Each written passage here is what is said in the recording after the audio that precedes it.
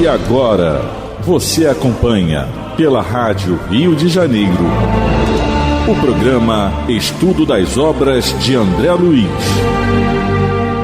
Vamos refletir sobre o livro Nosso Lar. Produção e apresentação, Tereza Cristina e Marco Antônio. Olá, caros ouvintes da Rádio Rio de Janeiro, que Deus possa abençoar nossa tarefa de hoje, que os bons espíritos nos ajudem na melhor compreensão dos textos que vamos ler.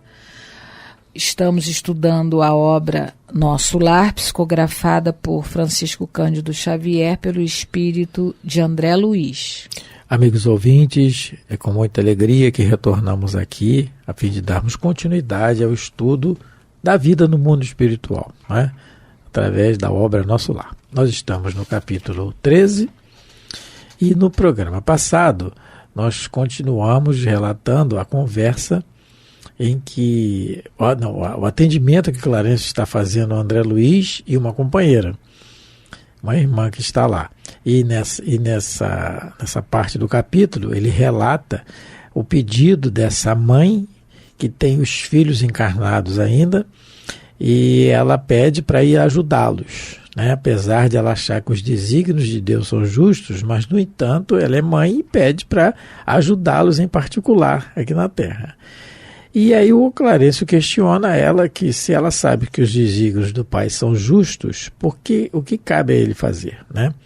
Aí ela está aflita, ela fala da aflição dela, né?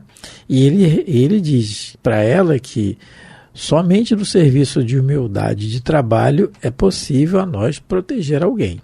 Nós comentamos sobre isso, falamos que realmente no espírito da humildade e do trabalho dentro de nós, né, nós ganhamos um certo equilíbrio. E com esse certo equilíbrio, nós conseguimos ajudar alguém que está desequilibrado.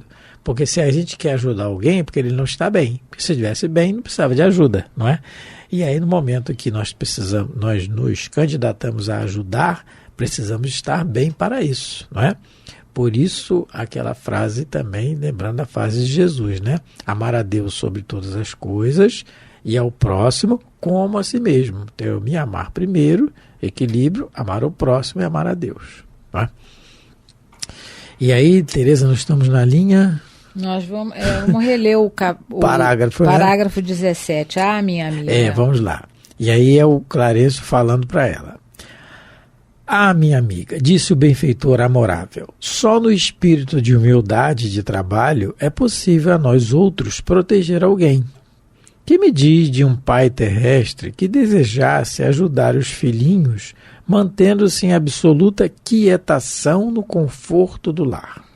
E nós lemos uma página em que o Emmanuel fala do espírito de trabalho e humildade, né? Em Jesus. Ele fala de Jesus e humildade, né? Comentando que Jesus poderia das esferas resplandecentes enviar os mensageiros angélicos para colocar a boa nova para nós, mas ele preferiu vir descendo ao chão da terra, a palavra de Emmanuel, né? Para nos experimentar as vicissitudes, né? Então, se o exemplo de Jesus é esse, que dirá o nosso. O Pai criou o serviço e a cooperação como leis que ninguém pode trair sem prejuízo próprio. Então, a cooperação é uma lei de Deus, o serviço e o trabalho é lei. Se nós não fizermos isso, o prejuízo é nosso, né? Prejuízo próprio. E aí nós lembramos que Jesus se dispôs dos seus colaboradores aqui para a sua mensagem fosse colocada em prática. Mas ele podia ter feito sozinho, mas não, né? Ensinando a nós o serviço de cooperação e de colaboração. E nós terminamos colocando esse raciocínio para nós, para a nossa vida diária. Será que nós aceitamos a colaboração sempre? Meu Deus do céu, vem ele de novo querendo ajudar. Vem ele de novo com essas ideias. Será que a ideia não é boa? Será que a opinião não é boa? Será que a ajuda não é? Né? Então, o serviço, muitas vezes a questão de aceitar uma cooperação é um aprendizado para nós, né? Isso. Tereza quer colocar alguma coisa? O que eu queria colocar é que a gente comentou no programa passado sobre a parábola do mordomo infiel, que está eu não falei onde ela está em Lucas, capítulo 16 e 9, quando Jesus vai falar para que a gente conquiste amigos com a riqueza das nossas injustiças, que a gente coopere, porque o que o mordomo da parábola faz, ele de alguma maneira ele vai aliviar o débito dos devedores. Então Jesus já vem falando para a gente dessa lei de cooperação, ela é divina. Não é? A gente comentou o caso da Matilde, porque ela não conseguia, no livro Libertação, descer às trevas, porque daria muito mais trabalho para ela já não guarda sintonia quase que nenhuma. No caso, né, ela já está tão desmaterializada que para ela seria um sacrifício enorme, levaria muito tempo. Então ela precisa da cooperação do Gúbio, que é um mentor que mais materializado do que ela vai poder fazer essa intercessão. Então, mas essa senhora, como a gente vai ver, infelizmente ela fez muito pouco. A gente vai ver, não é, que ele vai perguntar a ela na questão de quantos bônus horas ela tem. Ele antes falou, ele deu até o exemplo, como é que um pai vai ajudar um filho se ele não sai de casa? Como é que ele pode, não é, querer proteger o filho se ele está trancado dentro de casa, se ele não faz nada? O ministro Clarencio já está começando a mostrar ela, né, para ela reconhecer que ela, como nunca cooperou com quase ninguém, como é que ela quer agora ajudar os filhos se ela não tem, não é, se ela não plantou simpatia no coração de ninguém? Os biógrafos do Chico falam que o Chico, passando por uma adversidade muito grande, não é? Ele estava sendo combatido pelos próprios espíritas.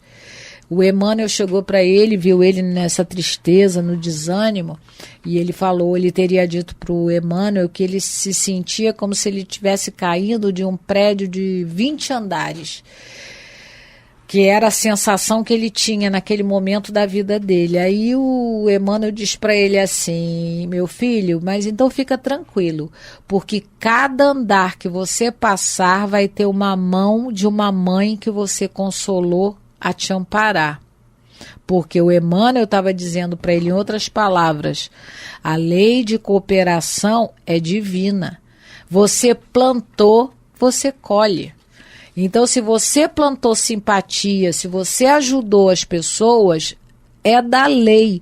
Você vai receber. Você pode não receber naquele momento, mas você vai receber.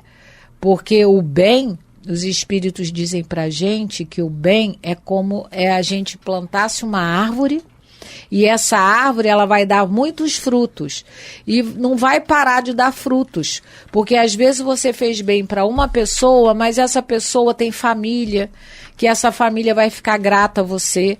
Não que você tenha que fazer esperando isso, é diferente, porque quem faz esperando recompensa não entendeu nada da lei de cooperação. A lei de cooperação tem que ser espontânea, tem que ser do coração, da vontade realmente de ajudar, de fazer o bem. Então, você fazendo bem, essa árvore que você planta, ela vai dar frutos por muito, muito, muito tempo. Porque essa criatura que você ajuda, ela tem anjo de guarda, ela tem amigo protetor, que um dia que você precise, você vai receber também a ajuda. E talvez com uma intensidade muito maior. Granjear amigos com o uso da vossa iniquidade. É a parábola do mordomo infiel, que está em Lucas 16, 9, não é? Então, continuando. Então. Nada lhe diz a consciência nesse sentido. Então o Clarencio continua esclarecendo a irmã. Nesse sentido, quantos bônus hora poderá apresentar em benefício de sua pretensão? E aí tem uma nota aqui, que o André Luiz coloca. Ponto, o que é bônus hora? Ponto relativo a cada hora de serviço. Então, cada hora trabalhada é um bônus hora. É um bônus. Eu escutei uma palestra do Dr. Haroldo Dutra falando sobre o bônus horas e eu nunca tinha, por isso que é bom estudar. A gente já leu, já estudou essa obra, mas essa interpretação faz muito sentido. Por que é bônus? Bônus, o que é um bônus? O bônus é alguma coisa que você ganha mais.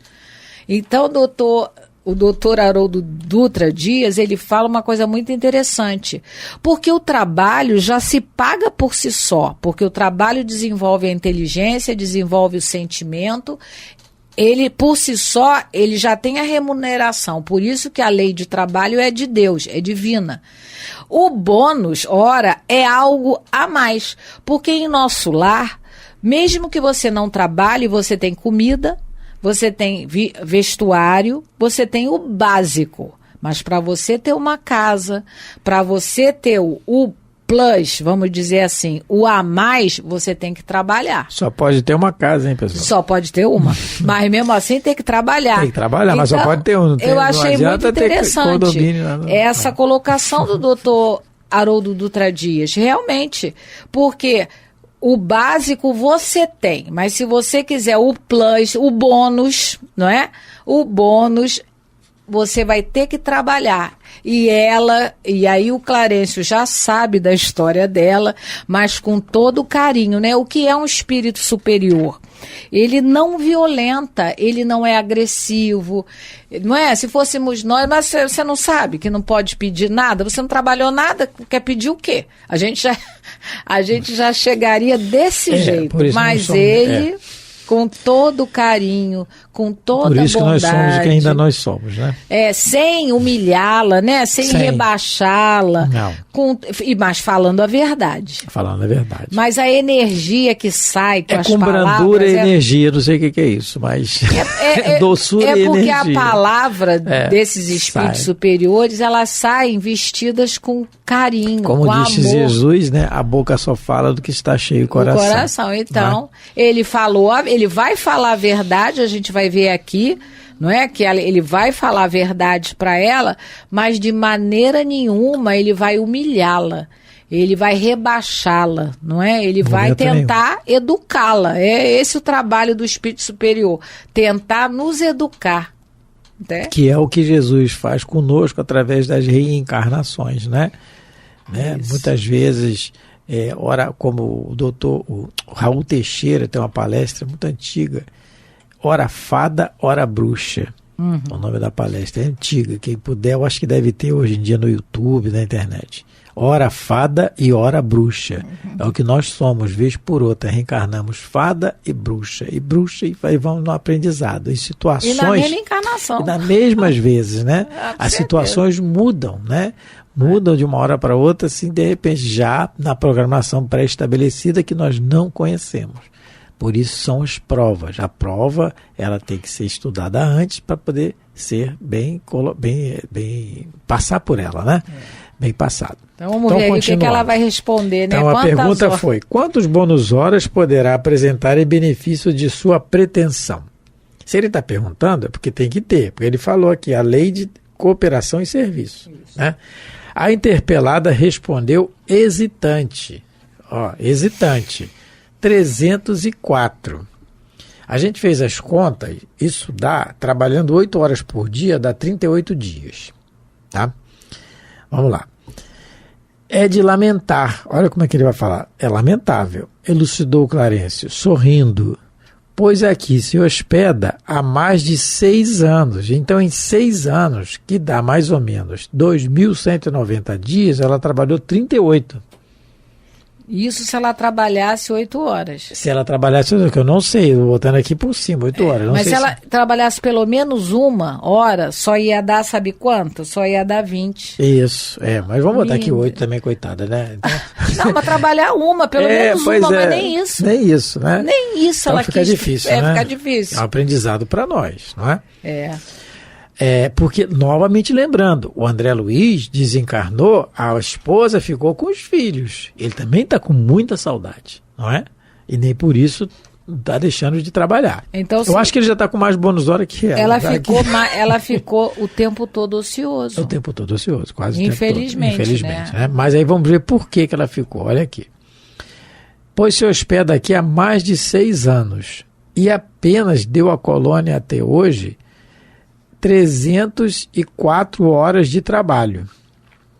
Entretanto, logo que se estabeleceu das lutas sofridas em região inferior, ofereci-lhe atividade louvável na turma de vigilância ao Ministério da Comunicação. Então ele já ofereceu um emprego a ela 6 anos atrás, na turma de vigilância do Ministério da Comunicação. Mas aqui, aí ela fala, mas aquilo por lá era serviço intolerável. Atalhou a interlocutora. Uma luta incessante contra entidades malfazejas. Era natural que não me adaptasse. Então já começou a reclamar do primeiro, né? Já começou, aquilo lá não é para mim. Não era para ela. Clarencio continuou imperturbável. Coloquei-a depois entre os irmãos da suportação, nas tarefas regeneradoras. Aí ela vai. Pior, exclamou a senhora, aqueles apartamentos andam repletos de pessoas imundas, palavrões, indecências, miséria. E lembrando, gente, que o nosso lar, as suas dependências, como nós já vimos em capítulos anteriores, são higienizadas, tem amplitude, tem arejamento. Ela está reclamando aqui, mas não é do edifício, é uma das pessoas que estavam lá, que ela tinha que, no caso aqui, irmão de suportação. Talvez o que? Escutar, ou ver, ou vigiar alguma coisa, né? Aí, reconhecendo suas dificuldades, esclareceu o ministro. Enviei-a a cooperar na enfermagem dos perturbados. É o terceiro emprego, né? Enfermagem dos perturbados. Terceiro trabalho. Mas quem os tolerará senão os santos? Inquiriu a pedinte rebelde. Fiz o possível. Entretanto, aquela multidão de almas desviadas assombra qualquer. Então, ela também não quis. Terceiro. Agora, quarto. Não ficaram aí meus esforços, replicou o benfeitor sem se perturbar. Meu Deus, por isso que ele é ministro, né? Localizei-a nos gabinetes de investigações e pesquisas do Ministério do Esclarecimento. E, contudo, talvez enfadada com as minhas providências, a irmã se recolheu deliberadamente aos campos de repouso. Aí, por que ela não tem bônus horas? Ela não parou e foi para o campo de repouso ficar quieta lá. É o que a Tereza colocou. Nem avisou ninguém. Você colocou anteriormente. Lá todo mundo vai ter uma roupa, alimentação básica, né? E ter algum lugar para ficar. Mas não tem direito a outras coisas. Não tem. Ela realmente... Inclusive, nós vamos ver posteriormente no livro, há diversões. Que tem lá o Parque da Música e o Parque das Águas. Tem os ingressos, você tem que ter ingresso. E para isso tem que ter trabalho. Tem isso também. Você só tem o básico, por isso que é um bônus. E casa só pode com muitos bônus hora. Agora, lembrando, gente, só pode ter uma casa, tá? Não adianta querer ter mais. Esse comportamento dessa nossa companheira aqui do livro, ninguém está aqui julgando ela. Pelo amor de Deus. Nós temos que aprender, porque a sabedoria é a gente aprender com o erro do outro. Isso é sábio. É você não precisar passar por uma situação que você já sabe que não vai dar certo, porque aí é que é o nosso problema. É o nosso comportamento, a nossa rebeldia passa por aí. Muitas das vezes a gente faz a coisa sabendo que está errada, mas a gente prefere as consequências, mas o nosso egoísmo é tão feroz e a nossa rebeldia tão grande que a gente não se incomoda. Mas nós não estamos julgando porque a gente é muito parecido com ela no nosso comportamento do dia a dia, não é? A gente nunca está satisfeito com nada.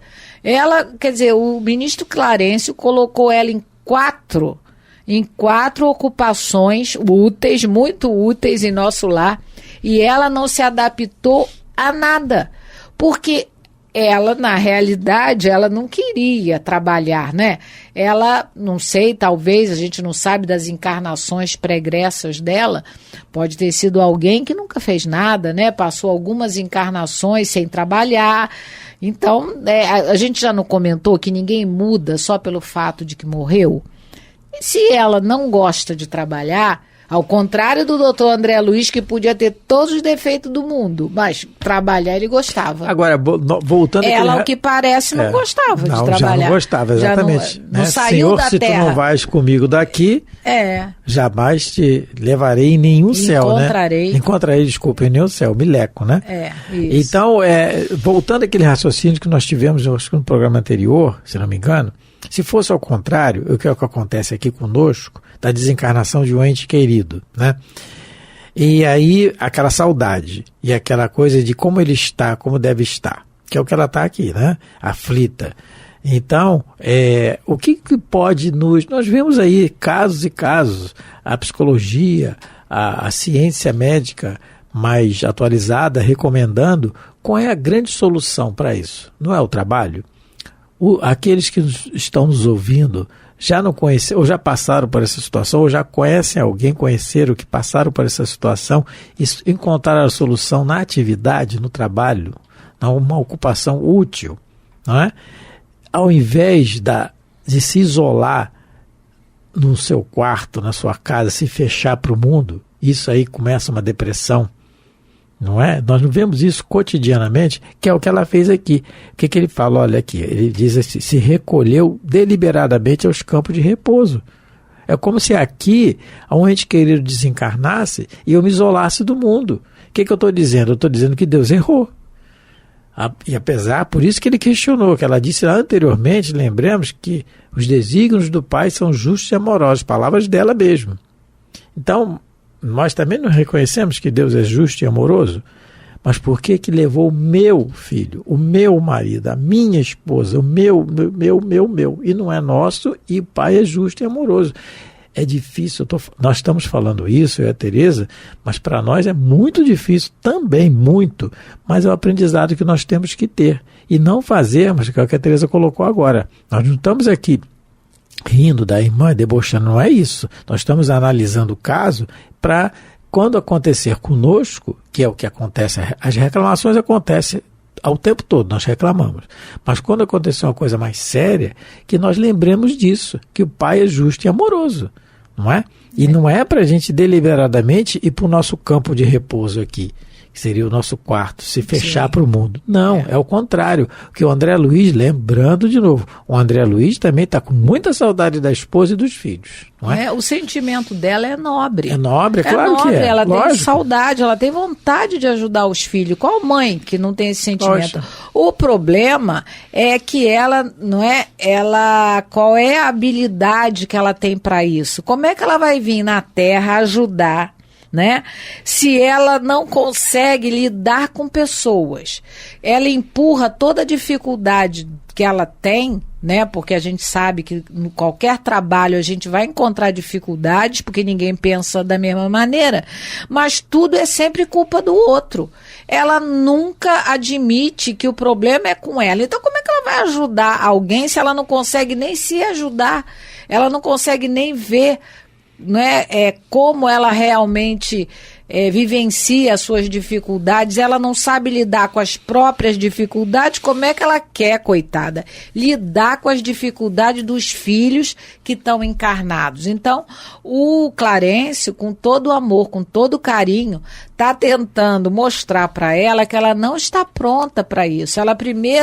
Ela tem que se equilibrar, ela tem que se ajudar para poder ajudar a quem ela quer, a quem ela ama. E isso serve para nós também.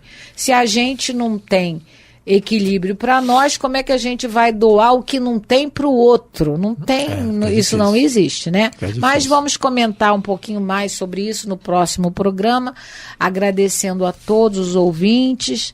Muito obrigada, que Deus abençoe os vossos lares. Muito obrigado pela atenção, pelo carinho, fiquem com Deus. A Rádio Rio de Janeiro apresentou o programa Estudo das Obras de André Luiz. Produção e apresentação, Tereza Cristina e Marco Antônio.